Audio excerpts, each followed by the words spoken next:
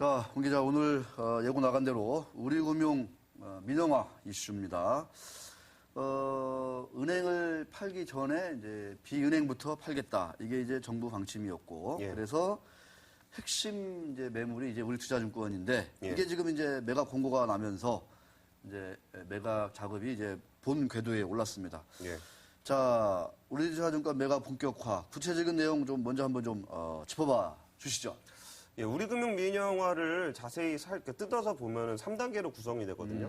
1번 우리금융 지주에서 이제 크게 관련이 없는 지방은행들 있잖아요. 네. 지방은행들은 이렇게 잘라서 팔아요. 그냥 우리금융 지주에서 툭 잘라가지고 개별로 이제 만들거든요. 네. 그럼 광주은행이다 그럼 광주지주를 만들어서 광주은행을 또 만들어갖고 합병을 해서 팔아요. 그러니까 완전히 이건 잘라서 파는 방식이고요.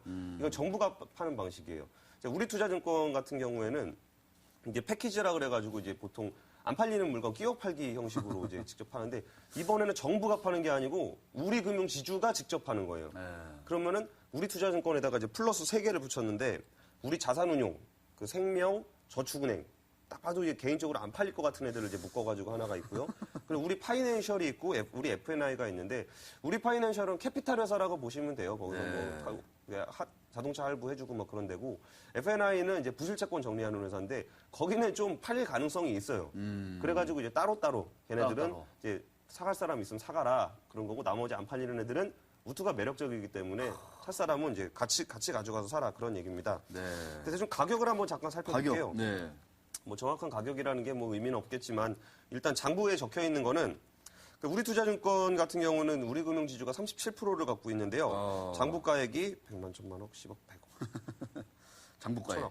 1,036억 원이고요. 장부가액이요? 네. 너무 싼 것 같은데 1조 한 예. 1조 그렇죠. 367억 원입니다. 네.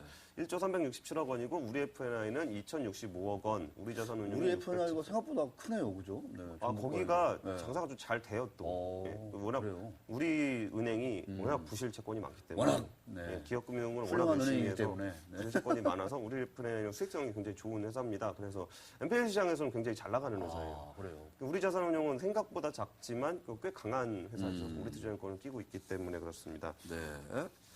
그리고 가격을 보면 저럴 것 같고 이제 중요한 거는 이제 아비바. 예, 생명. 아비바는 51% 지분을 갖고 있는데요. 네. 1,029억 원이에요. 근데 우리 아비바 생명 같은 경우는 이제 아비바라는 외국 회사가 그렇죠. 또 같이 있으니까 아비바도 별로 마음에 안 드나 봐요. 니네 팔 때 좀 같이 팔아달라 그래가지고. 같이 파는군요, 저거. 예, 저거 나가면은 이제 우리 아비바 생명을 사고 싶은 분은 아비바의 주식도 사주셔야 됩니다.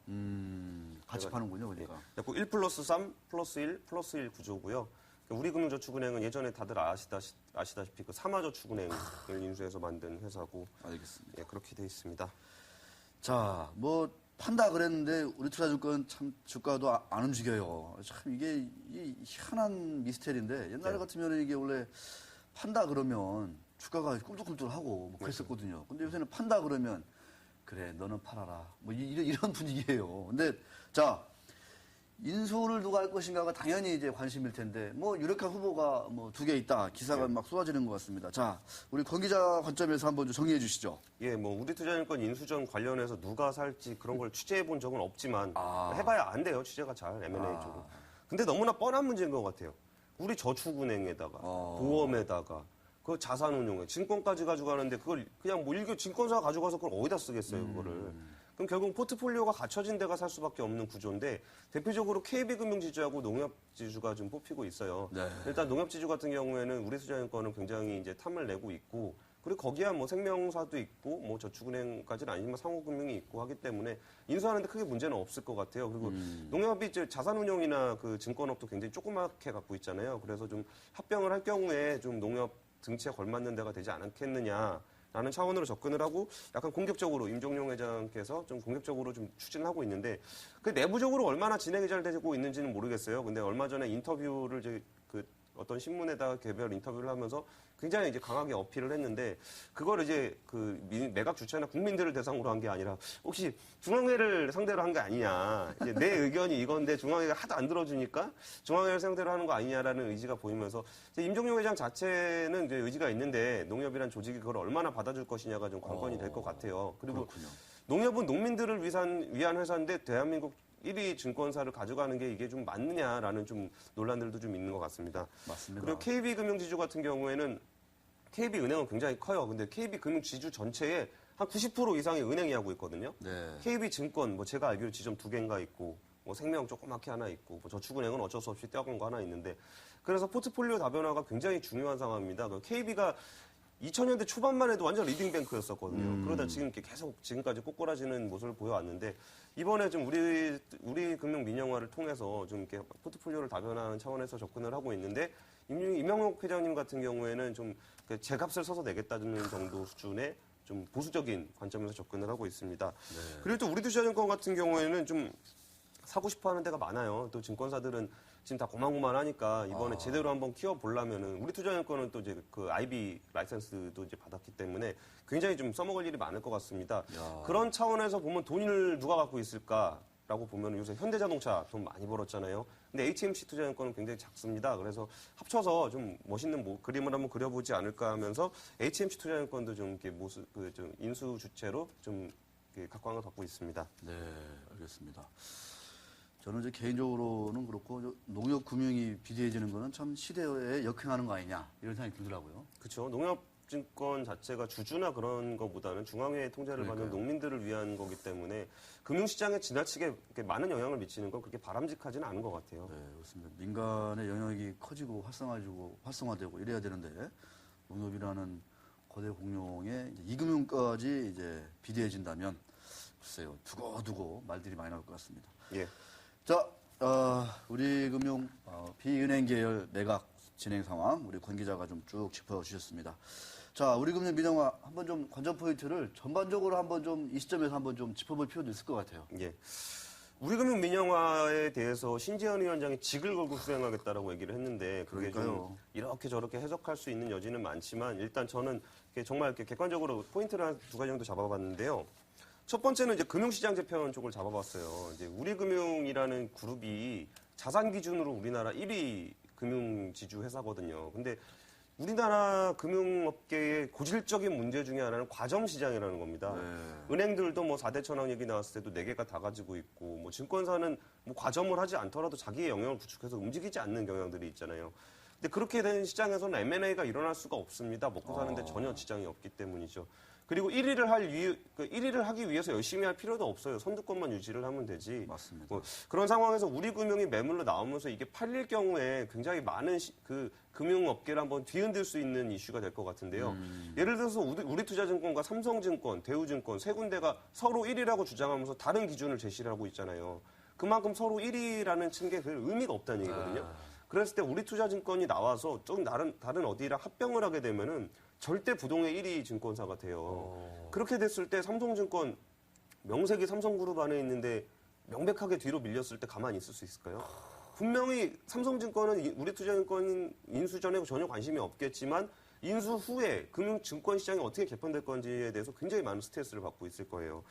그리고 이제 나머지 저축은행이나 그런 부분들은 어차피 딸려가는 측면이 있기 때문에 그건 좀 유심히 볼 건 아니라고 보는데 어쨌든 그렇게 됐을 경우에 이제 보험사도 그렇고 뭐 보험사가 또 어느 금융그룹으로 또 딸려가느냐 또 이제 그런 부분에서 좀 금융시장 재편에 영향을 받으면서 모든 업권에 영향을 받을 것 같아요. 그래갖고 예전에 그 금융당국의 이제 고위 관계자랑 얘기를 할 때 뭐가 제일 힘드냐 그랬더니 우리금융 민영화를 찬성하는 사람이 아무도 없다는 거예요.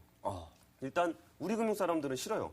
원래 주인 없는 회사가 좀 좋죠. 직원들 입장에서는 좋기 때문에 편하죠. 네. 그래서 별로 그렇게 바라지 않고 있고 그 정치권에서도 말이 너무 많아요. 오늘 지방은행은 어디 줘야 된다. 너는 어떻게든 말이 엄청 많고 그리고 또 제일 그 큰 저항 세력은 사실은 다른 금융회사들이었던 거예요. 금융시장 재편이 이루어졌을 때 회사라고 보기보다는 회사 직원들 또 거기서 무슨 앞으로의 어떤 전략을 짜야 되고 우리 금융을 합병한 회사들이 1위를 치고 나갈 때 어떤 대응 전략을 짜야 되는지 굉장히 많은 골머리를 썼기 때문에 그런 데들이 저항을 하고 있는데 저는 이번에 우리금융 민영화가 성공적으로 진행이 된다면 또 우리 금융시장을 한번 또 약간의 긴장감을 불어넣어주면서 발전할 수 있는 여지를 주지 않을까 그런 생각이 듭니다. 알겠습니다. 참, 이 정부도 사실은 이제 그동안에 이제 우리금융 민영화 때문에 참 많이 곤욕을 치렀잖아요. 예. 판다 했는데 세 번인가 다 이게 이제 물 건너갔고 지금 그리고 이제 신한 같은 경우에도 네. 그전에는 좀 이렇게 마이너한 그 제일동포들이 만들던 그런 은행에서 LG카드를 인수하면서 급격하게 성장해서 지금 수익성 기준으로 1위 회사가 됐잖아요. 그러면 누가 우리 금융을 가져가서 어떻게 활용하느냐에 따라서 정말 이게 어떻게 될지 알 수 없는 부분인 것 같습니다. 우리은행 가져가서 돈을 잘 벌 수 있을까요? 좀 그런 것도 좀 궁금하기도 하고. 그러니까 잘해야 된다는 거죠. 이제 그 회사가 완전히 망해버릴 수도 있는 거예요. 어마어마한 돈을 넣어서 그러니까요. 샀는데 네. 그러면 또 이 망한 걸로도 또 이제 금융시장을 한번 흔들 수가 있는 거니까요. 그 정부는 아까 이제 신재현 위원장은 이제 직을 걸고 민영화하겠다 했는데 예. 실제 좀 이번에는 좀 어떻게든지 팔아볼 의지가 좀 강하다고 보세요? 아니면은 그냥 또 명분을 또 이렇게 내세우는 겁니까? 어떻게 보세요? 의지는 강하게 봅니다. 근데 그전에도 의지는 강했어요. 의지는 강했다. 김석동 위원장도 의지는 강했고, 네. 뭐 그전에 진동수 위원장도 강했고. 근데 문제는 의지만 강하고 철학이 많이 부족하다는 느낌이 왔습니다. 처음에 1차 민영화 때 써먹었던 방식이 지방은행 분리매각이었거든요. 근데 이게 복잡하고 시너지가 뭐 좀 그랬다 그래가지고 뭐 가격 경영권 프리미엄 못 받고 공적자금 회수 극대화 법적 원칙 어긋나고 이런저런 핑계를 대면서 일괄매각 원칙으로 갔어요. 이제 한 번에 팔아야 된다. 쉽게 팔 수 있고. 그래서 김석동 위원장이 2번 했거든요. 그러니까요. 근데 안 됐어요. 안 됐어. 그 위원장 또 바뀌니까 또 분리매각 들고 나왔어요. 그럼 아까 첫 번째 말씀드렸던 금융시장 재편이라는 측면에서 보면은 우리 금융을 어떻게 파느냐가 굉장히 중요해요. 그러면 그 업계마다 엄청나게 충격을 줄 텐데 금융당국이 지금까지 추진해온 우리금융 민영화는 이 우리금융 민영화를 통해서 이제 어떤 향후에 우리나라 금융산업이 어떤 식으로 될지에 대한 얘기가 전혀 나오지 않아요. 그런 부분에서 철학이 굉장히 많이 부족하다는 생각이 들고 꼭 뭔가 이제 꿍꿍이가 좀 느껴지는 경향이 있어요. 그러니까 이 두 번째 민영화 때는 이거 산은이라 합칠 거라고 아니라고 얘기는 했지만 거의 모든 사람들은 그건 산을 주기 위해서라 그러면서 그 나는 잠재적 인수자들이 뒤로 자리를 뺀 경향이 좀 있었어요. 국회에서 그냥 거센 또 반발을 사고. 그러니까 그럴 수 그러면은 우리 금융 민영화의 목표가 이제 금융산업 발전이라든지 우리 금융시장 재편이라든지 이런 목적이 아니라 특정 인수자에게 뭔가를 주려고 하는 것이라는 의심이 들면서 일단 기본적으로 사모펀드들 굉장히 의심 갖고 있어요. 내가 들어와서 사도 되나? 괜히 들어가서 돈만 내고 개망신 당하고 끝나는 거 아닌가? 그런 우려들을 많이 갖고 있기 때문에 어떻게 보면은 공공딜의 성격상 굉장히 많은 걸 오픈했다고 하지만 실제 인수하는 사람 입장에서는 굉장히 불투명한 딜이었다는 거예요. 그럼 이번 건은 또 어떻게 되느냐? 전혀 몰라요. 지금 국회에서는 지금 그 금융위 방식대로의 매각에 대해서 그렇게 아직은 뭐 이렇다 할 반응이 없는 것 같은데. 잘 몰라서 그러는 거예요. 이게 굉장히 복잡한 딜이거든요. 그러니까요. 그러니까 아까 전에 첫 번째 딜은 이거 잘라서 파는 거라 그랬잖아요. 두 번째 딜은 이거 자기가 그냥 우리 금융이 파는 거거든요. 그럼 팔다가 안 팔리면 안 팔리면 그냥 떠 안겠다는 거예요, 우리 금융이. 그럼 팔고 나도 그 돈이 공적자금으로 들어가는 게 아니고 우리 금융으로 들어오거든요. 그럼 남아서 3차까지 갔다. 그럼 우리 은행에다 뭐 FIS라든지 그 남은 또 계열사들 있잖아요. 이걸 또 합병을 하겠다는 거예요. 그럼 또 이거를 계열사 따로 사고 싶은 사람은 어떻게 할 거며 얘를 그러니까 제가 좀 복잡한 이거 인수 변수를 하나 통으로 수시로 만들어 봤는데요. 한번 보시죠. 시제 한번 보여주세요. 그냥 쉽게 좀 설명을 해드릴게요. 단순하게 설명을 드리면 4개를 샀는데 그냥 자산 가치만 했을 때 1.373조구나. 근데 만약에 A라는 인수자가 우리 투자증권만 1.3조 원에 사겠다. 두 번째 B라는 애는 1조 3,500억에 우리 자산이나 저축은행 가져가서 팔겠다. 이게 그럼 500억 내고 2개 더 사가는 거잖아요. 그렇죠. 그 C는 1조에 800억, 그 4개 다 해서 1.42조에 사겠다. 그럼 저 누구 줘야 되는지 그걸 알 수가 없다는 거죠. 그럼 또 정부는 여기다 뭐라 그러느냐. 정부가 매각 가격을 높일 수 있다면 패키지 매각을 고집할 이유가 없다라고 설명을 했어요. 그러면은 A한테 팔아야죠. A한테 팔아야죠. 나머지는 다 있는 거니까. 있는 거니까. 그럼 여기는 뭐 3천억을 그냥 프리미엄으로 받는 거니까 A한테 팔아야 되는데 또 우리 투자증권 인수 경쟁률을 10대 1로 만드는 것보다 계열사를 하나라도 더 파는 게 중요하다. 뭘 하겠다는지 전 헷갈리는데요. 그러면은 사는 사람 입장에서도 패키지를 어떻게 써서 내야 되는지 알 수가 없는 거예요. 그럼 이렇게 됐을 때 좀 굉장히 인수자 측에서 불투명한 측면이 있는 것 같고, 그러니까 굉장히 또 정보 싸움이 중요해질 거고, 그러면 약간 좀 복마전이 될 가능성도 굉장히 높다라고 봐요. 그리고 또 이번에 나온 문제점 중에 하나가 그때 신재훈 의장 우리 금융 지주 계열을 어떤 분은 산산조각 갈기갈기 쪼갠다는 표현을 쓸 정도로 이렇게 쪼개놨는데 그리고서 그러면 그룹 간 시너지 왜 그거 만들었냐 그랬더니 그냥 공적 자금 넣으려고 만든 거다라고 얘기를 했을 때 우리 투자증권 채권이라든지 우리 FNI 그 부실채권 같은 건 우리 은행 경영 많이 받거든요. 네. 근데 그런 거 다 쪼개서 팔았을 때 그 시너지에 대한 가치를 시장에서 얼만큼 평가하고 얼만큼 하락시킬 것인지에 대해서도 굉장히 불투명한 측면으로 남아 있습니다. 알겠습니다. 자, 뭐 KB가 상대적으로 유리하다. 이성적으로 따져보면 뭐 그런 얘기들 많이 있는데 제가 볼 때는 좀 우투를 가져가면 그 회사가 이제 증권업 1위가 될 텐데 예. 삼성이나 이런 데가 뭔가 그걸 따라잡기 위해서 뭔가를 또 하지 않겠느냐. 예. 네, 이런 얘기들이 훨씬 더 솔깃하게 들립니다. 예. 정부가 좀 전략적으로 잘했으면 좋겠는데 제가 볼 때는 전략 자체가 조금 매우 좀 매력적이지 않아요. 제가 보면. 어떻게 보면. 전략이 좀 보이시나 봐요. 그러니까 매력적이다 아니다 평가를 네, 하고 저는 볼 저는 때는 안 보여가지고 그러니까 평가를 할 수가 안 없어요. 보이기도 하고 어떻게 할 것인지 참 애매합니다. 살려는 사람한테 확실한 그림을 그려줘야 되는데 제가 볼 때 살려는 사람 입장에서 그림을 그릴 수가 없어요.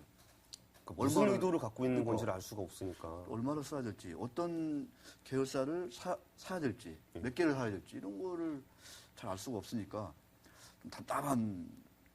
그리고 우리 파이낸셜 같은 경우에 우리 은행 지점에서 엄청 팔아주거든요, 신용대출. 네. 근데 그거 계열사 떼내서 팔면은 그걸 제가 받을 수 있을지도 잘 모르겠고, 좀, 딜 자체가 좀. 떼내서 팔 수가 없죠. 떼버리면은 뭐 사실상 영업력이 확 찌그러드는 거 아닐까요? 같이 가겠죠. 근데 신재훈 회장이 시너지가 없다 그러니까 참 애매합니다. 어려운 측면이 있습니다. 그렇습니다. 자, 우리금융민영화는 네, 시시각각 이슈가 나오는 대로 그거 물어보려고 아까 공자위 사무국장님한테 전화 드렸더니 지금 콜백 오셨네요. 지금 전화 방송하고 오셨어요? 있는데. 나중에. 예. 네, 알겠습니다. 통화해보고 관련 사항이 있으면 또 알려드리겠습니다. 예. 알겠습니다. 자, 탐험. 우리 관계자와 함께 재미난 탐험 떠나보도록 하겠습니다.